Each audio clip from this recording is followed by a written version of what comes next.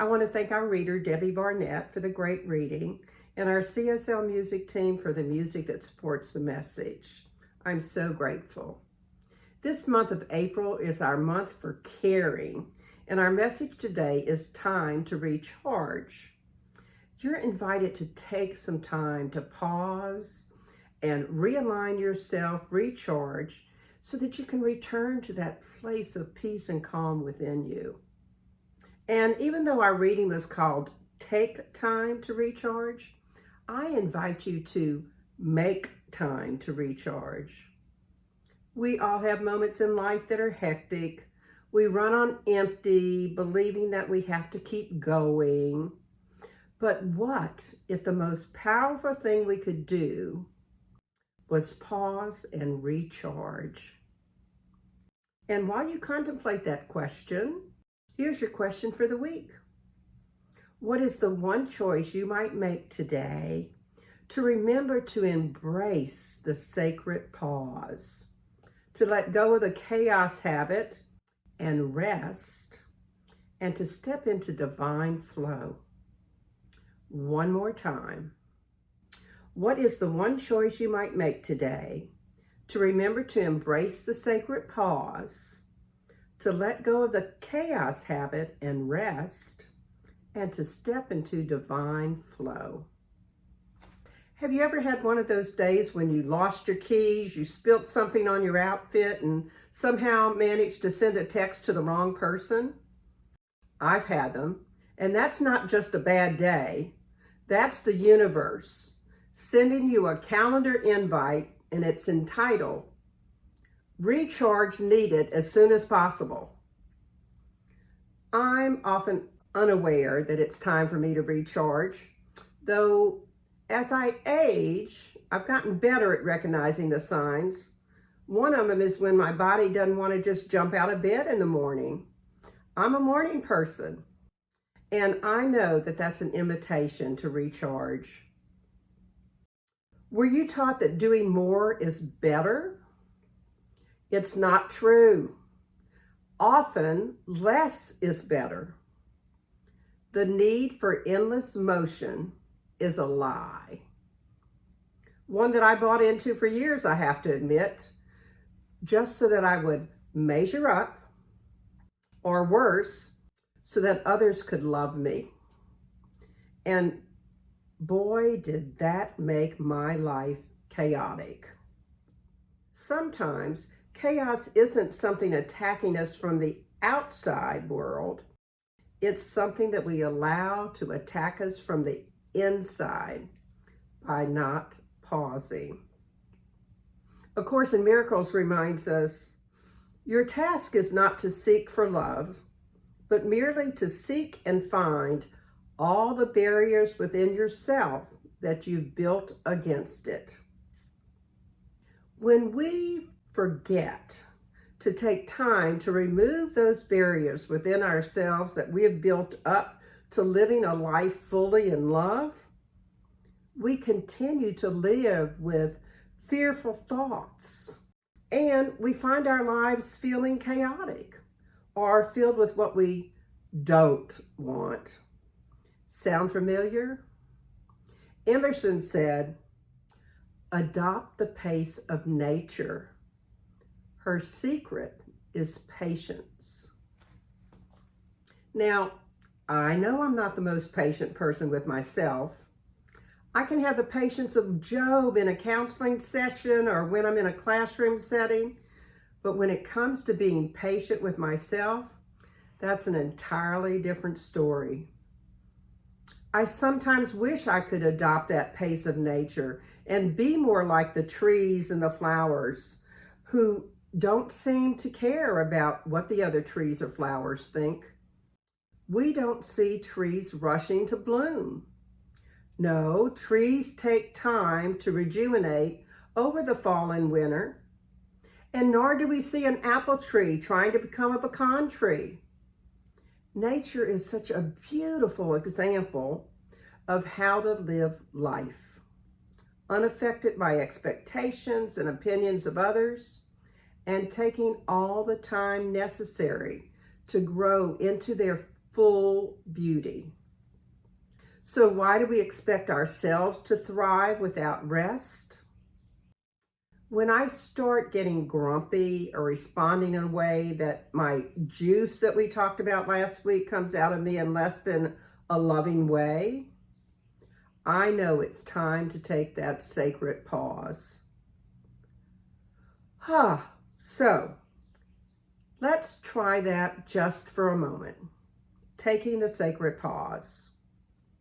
Think of something that felt stressful this past week.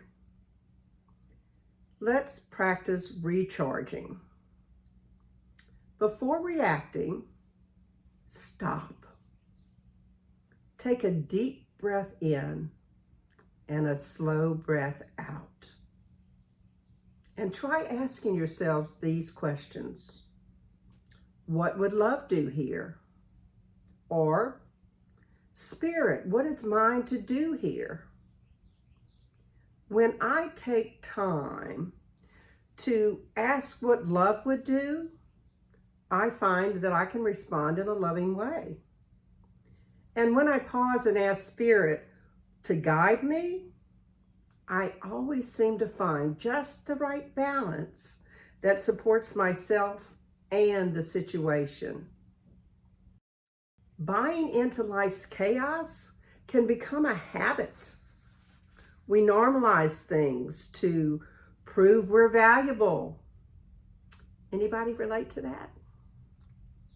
Anyway, you might have noticed that meditation is now on Tuesdays, even though for years it was on Wednesdays.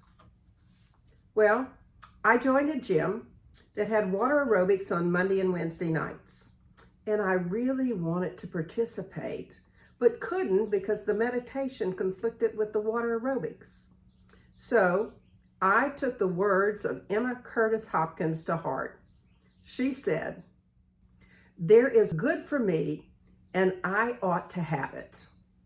Now, thinking about that, I got the courage that if it was good for me, it had to be good for everybody because we're all connected.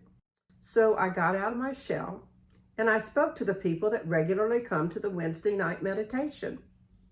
And guess what? It wasn't a problem to switch it to Tuesday nights. It's so true. We don't earn peace, we choose it. I could have lived in denial for weeks or even months, well, possibly even years, and thought I was valuable because I wasn't changing things. And I'm so glad I stepped into remembering to choose what was good for me. As for letting go of the chaos, Katherine Economou teaches this. Being busy does not mean being present. Being still does not mean being stuck. Really. If being busy meant success, wouldn't all hamsters be millionaires? So here's another spiritual practice we might try. I call it the chaos detox list. Take a piece of paper or just do it in your mind for now and list 3 things you can let go of this week. Just 3. It might even be overcommitting or, hey, overthinking things. Now, choose one of those to release today. We all have things we could decide not to do. I'm great at working and reworking my messages, trying to find perfection, and letting go of just one of those reworks or something that I can do that I could delegate might give me more time to rest. You probably all know Christopher Robin of Winnie the Pooh, and he wisely told Pooh one time, doing nothing often leads to the very best something. Doing nothing often leads to the very best something. I love that. What great advice. I can get so caught up in my day-to-day activities that I literally forget to stop and smell the roses or to notice all the beautiful flowers that are blooming right now. I know I've used this Ernest Holmes quote a lot lately, but it seems so apropos that I'm going to use it yet again. Life is a mirror and will reflect back to the thinker what he thinks into it. If we reflect constant busyness, we receive more busyness. And if we reflect exhaustion, we receive more exhaustion. So if we reflect peace, life responds with more peace. Which do you want? Busyness, exhaustion, or peace? And how might you get it? Well, here's yet another spiritual practice for you. I call it the Spirit Recharge Power Nap. Lie down or sit somewhere comfortably. Close your eyes and imagine golden light pouring into you, all the way from the tip of your head to the tips of your toes. And just breathe deeply, continuing allowing that golden light of spirit to help you recharge. Even 5 minutes of deep rest or relaxation can shift your energy. You heard Eleanor Brown's quote in our reading today. Rest and self-care are so important. When you take time to replenish your spirit, it allows you to serve others from the overflow. You cannot serve from an empty vessel. It truly is important to take time to rest and allow Spirit to help us recharge and renew our energies, because that way we can lovingly navigate the challenges that come up for us, like that spilt coffee or that text that we sent to the wrong person. Yet, how often do we try to serve ourselves or others from an empty vessel? How often do we dip into our reserves so we can keep pushing forward, keep going on? If you drink a lot of water like so many people do these days, including myself, do you ever notice what happens when your water bottle is empty? Most of us get up and go refill it, right? Because an empty water bottle is of little help to keep us hydrated. Well, the truth is, an empty vessel is of little use to keep you moving in this life in a loving and kind way. So make time to recharge. And children are always some of our best teachers. What happens when they get tired? They get cranky or cry. Sometimes they even lay down wherever they are and fall asleep. They know when it's time to rest. And so how is it just because we became adults, we find ourselves thinking we don't need as much time to rest and recharge? Even these amazing bodies of ours need time to recharge, physically, emotionally, and spiritually. Rest is not being lazy. It's actually being wise, allowing your divine vessel time to recharge and live from your heart. As you heard in our reading today, it's in taking the time and connecting to the heart that our spiritual compass will help us navigate these challenging times with divine support. And what I know is, this definitely seems to be like challenging times. And I know I want divine support in my challenging times, don't you? By now, you certainly know how much I love the wisdom of Lao Tzu, and he shares, by letting go, it all gets done. I want to repeat that. By letting go, it all gets done. Now, I have to admit that my engineering mind had to think about that for a moment. But remember those Chinese toys that you put on your fingers and the only way to get them off was to relax because the harder you pulled, the tighter they got? Well, I realized true power isn't in gripping tightly. It's in trusting the flow. Have you ever seen a cat chase a laser pointer? I think we're often the cat chasing the laser pointer of control. The more we chase it, the more life just moves it someplace else. And I can't neglect to remind you, we are supported on this journey. Chaos happens when we believe we must do everything alone. So let's get off of that belief, let go of it, and embrace that Spirit is guiding us. We are never alone. Personally, I believe the term overwhelmed is very disempowering, yet we can all feel whelmed at times. So here's another spiritual practice that you can try out. It's called the surrender declaration. When you feel whelmed, say aloud, I release this to divine order. I trust that all is unfolding for my highest good. And of course, you need to say it with conviction and really mean it. What I know is always the truth. Everything is unfolding for my highest good.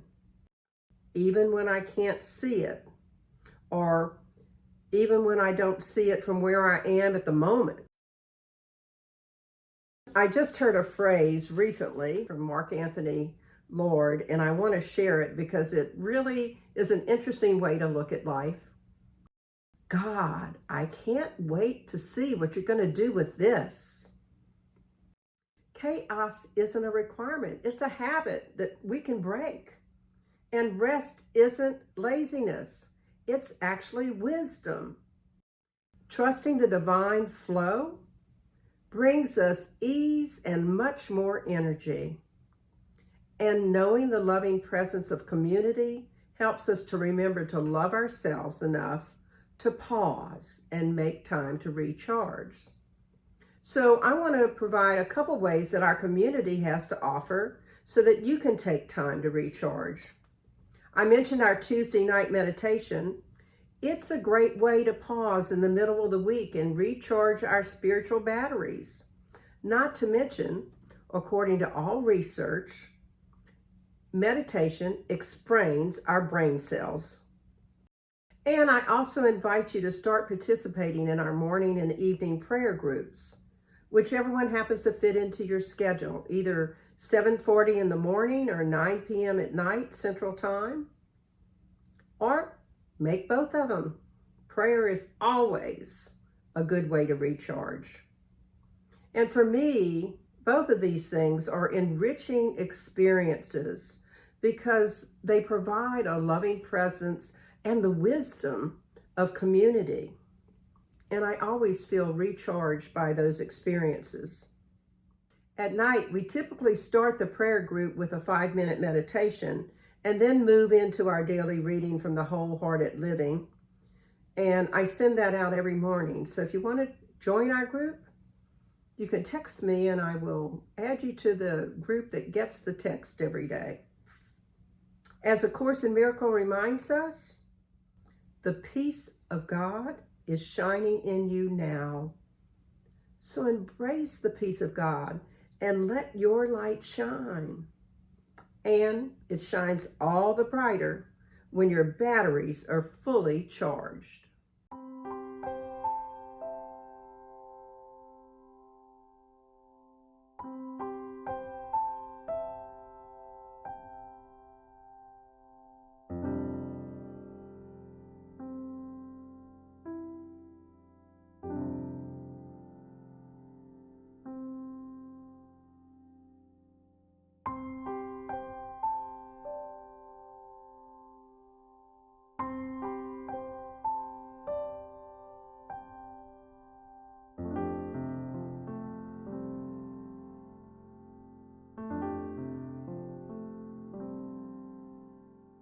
So in summary, how might you learn to make time to recharge? Well, embrace the sacred pause. Remove any of those barriers in you that keep you in chaos and adopt the pace of nature, rest, and rejuvenation. Let go of the chaos habit and learn to rest. We don't earn peace, we choose it.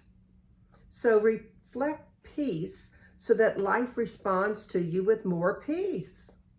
And refill your water bottle of life when it turns up empty. Step into the divine flow. True power is trusting in the flow of life, trusting that you are guided by the divine. So release any whelm to divine order and just say to God, I can't wait to see what you're going to do with this. So here's your affirmation for the week. How is it I so willingly, energetically, and effortlessly embrace the sacred pause, let go of the chaos habit and rest, and step into divine flow? So your challenge for the week is to make a conscious choice to practice rest and self-care. Make time to recharge. Release the need to live in chaos or in constant motion, and remember that resting is actually wise, not laziness. And as usual, I invite you to adopt a couple practices that strengthen your ability to recharge. Let's pray. We take a deep, nourishing breath. I invite you to close your eyes if that's comfortable. And just settle into that place where you know the divine. Into that place that is love and joy and happiness and safety and freedom. That place that's never been touched by harm, by sadness, by disappointment. That place where the essence of who you are is alive and well right within you. And what I know to be the truth is that you heard something today that's going to remind you to make time to recharge. It's going to remind you to recharge those physical, emotional, and spiritual batteries of you so that you can live life from a loving and joyful place. And I am so grateful that you chose to spend some time with us today. I'm grateful to know that the God without is the God within each of us, and that God is guiding us. All we need to do is listen. So it's with great gratitude that I release these words into the law of mind, spirit, and action, into that divine yes, knowing that it's already done. I can say amen, and I invite you to affirm it with me. And so it is. And I want to thank everyone that's continuing to donate, that allows us to keep having these services and coming into your homes. And I also want to invite you to mark your calendars for Mother's Day, because we're going to have a watch party and a big gathering of people that are of like minds. So have a great day and enjoy our offertory song.